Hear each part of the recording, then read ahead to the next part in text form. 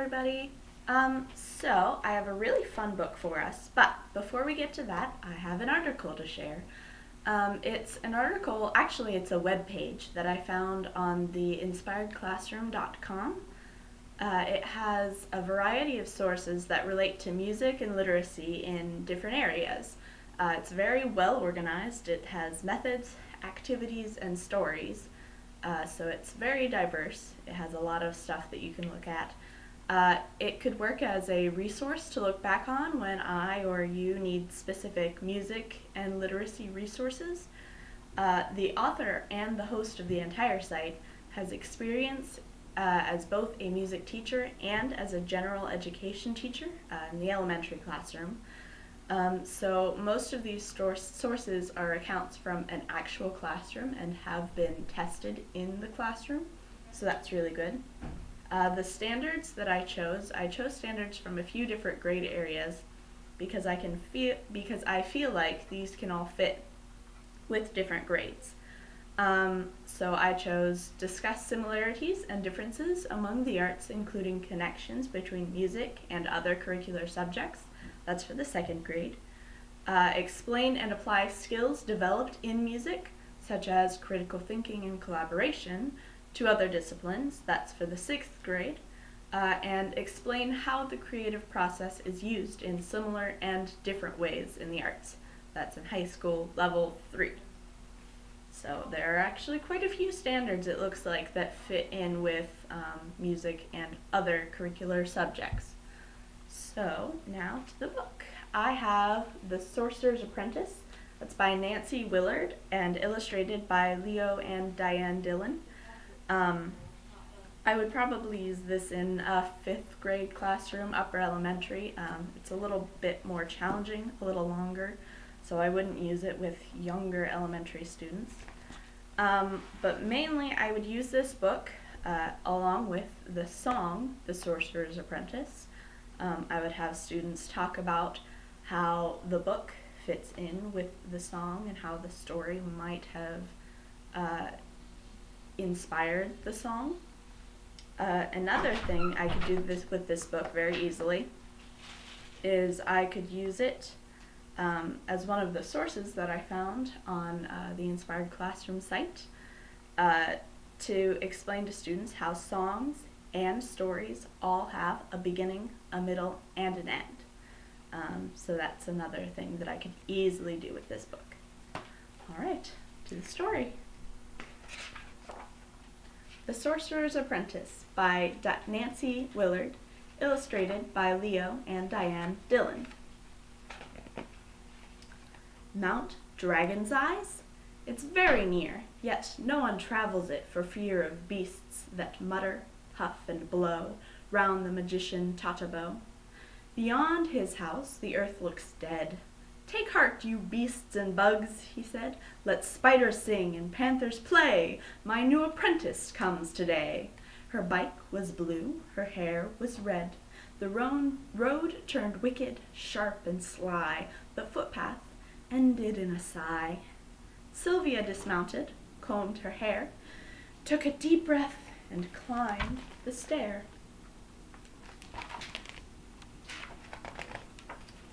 The house had 57 doors that snapped and growled and groaned and roared, the knockers made of gnashing teeth, which mercifully hung out of reach. A rusty axe hung in the air. She wondered who had put it there. The house had 97 eyes, cat's eyes, bat's eyes, snake eyes, fake eyes, and bottom of the lake eyes. 2 spiders left their leafy looms. A griffin cocked his bitten ear. A panther beat his battered drum and shouted, "Sylvia has come!" From twilight depths of distant rooms, a dozen mice sang, "Bring her here!"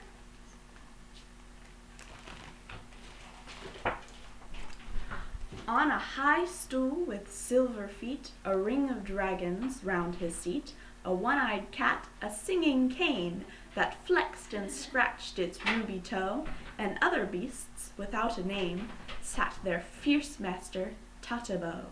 With book in hand and bottle in hand, the with book and bottle high in hand, and though the glass held only sand, it shrugged and coiled, reeked and roiled, sparked and spangled, beeped and boiled.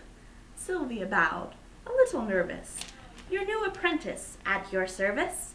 The old magician stood so tall, his very shadow chilled them all, as he delivered his command.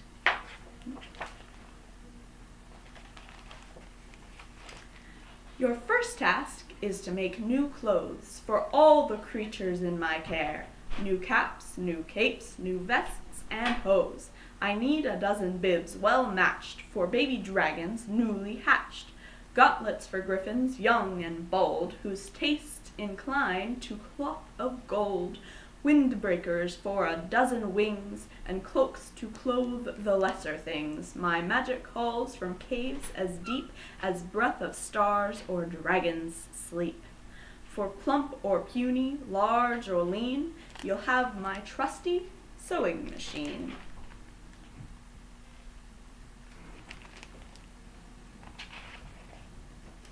"But I want magic," Sylvia cried. "Bottles and jars of magic stuff. You have a ruby-footed cane. I want a diamond in the rough, and spells to make it bright again." Totabo frowned at her and sighed. "You must take special care with potions, syrups and essences and lotions.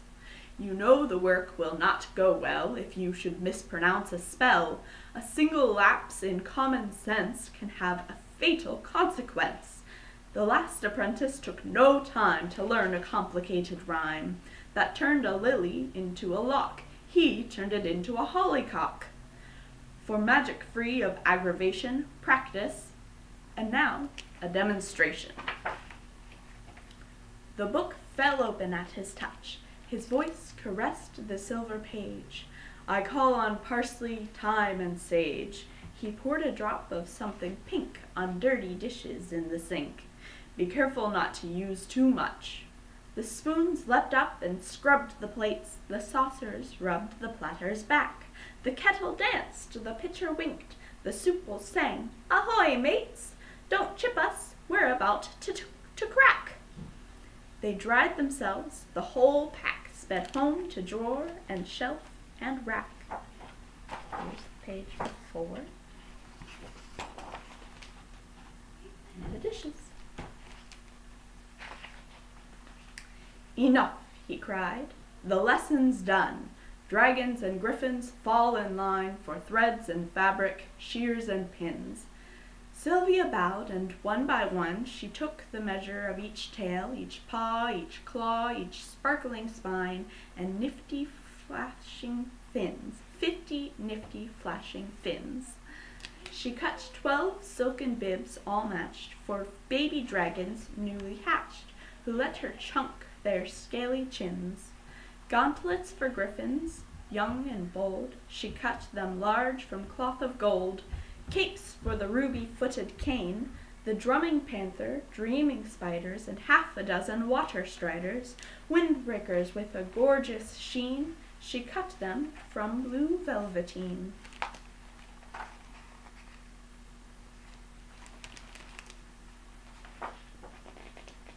By dinner time her fingers ached, and Sylvia was close to tears.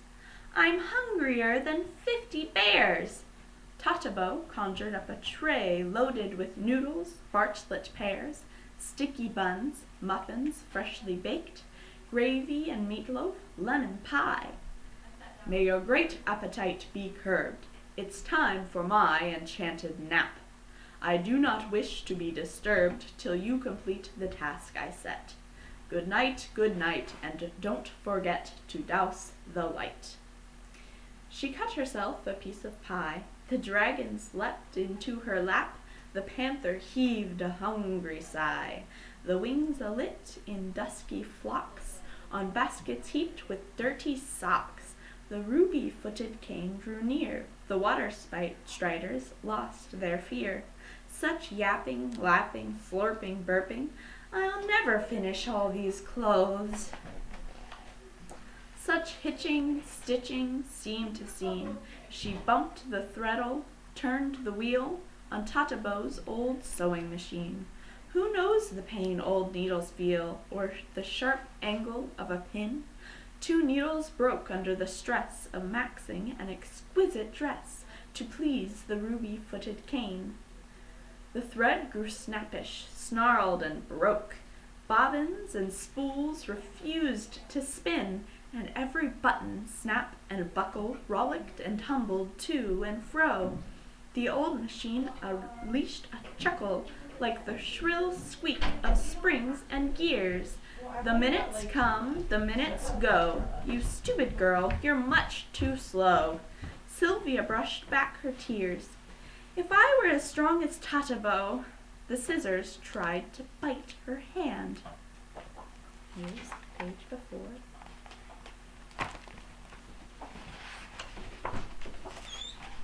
And this page. She's very frustrated. And then she spied on a high shelf, under a guide to weeping wells, the modest bottle full of sand, beside the silver book of spells. For sewing, free of aggravation, I'll take some magic for myself. 1 drop, and now a demonstration. The sand turned red, the sand turned green. She poured it on the old machine. Her voice caressed the silver page. I call on parsley, thyme, and sage. It cleared its throat, its cogs felt sore.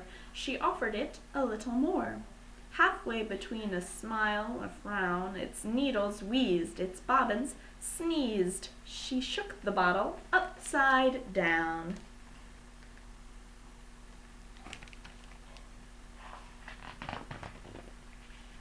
Heads up, the panther cried. Take care! The old machine took to the air. It stitched the dishes to the table. It stitched the noodles to the ladle. With silken threads of mauve and navy, it joined the pillow to the chair and stitched the gauntlets to the gravy. It bibbed the bathtub, capped the cat, swooping and darting like a bat. The griffins shouted, "Close the door!" And the windows, called the cat. Before it found a window, out it flew, and then, like an unruly vine, it sewed the muffins to the line, and appliqued the lemon pie, and half a dozen dirty socks across a famished stretch of sky.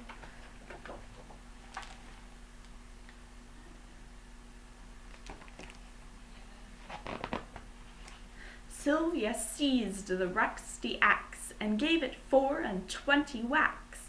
The metal sparkled pink and green and broke apart, and from its heart sprang 24 new machines that cheeped and chattered, squeaked and scattered, snipped the moon and bit the sun as if it were a sticky bun, hemmed all the trees, then spun around and stitched the mountain upside down.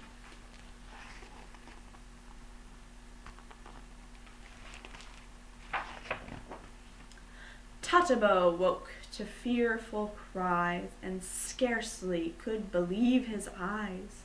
He drew 3 circles in the sand, and wrote in letters pink and green, I, the great Tatabo, command all disobedient machines, be as you were before, be one, and let this magic spell restore the trees, the mountain, moon, and sun.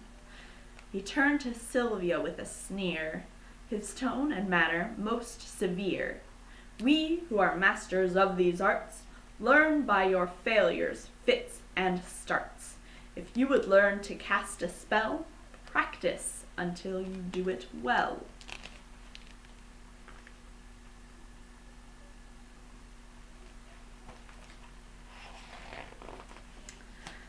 Mount Dragon's Eyes? It's very near, and every day not far from here. Round a high stool with silver feet, those who would study magic meet at Tatabo's. The one-eyed cat, the drumming panther, singing cane, the mice, a dozen dreamy spiders, and half a dozen water striders that love to conjure up the rain. The griffins dance, the dragons doze, They all admire each other's clothes, while Sylvia teaches them to say the spell she worked out yesterday for turning pencils into pails and failures into fairy tales.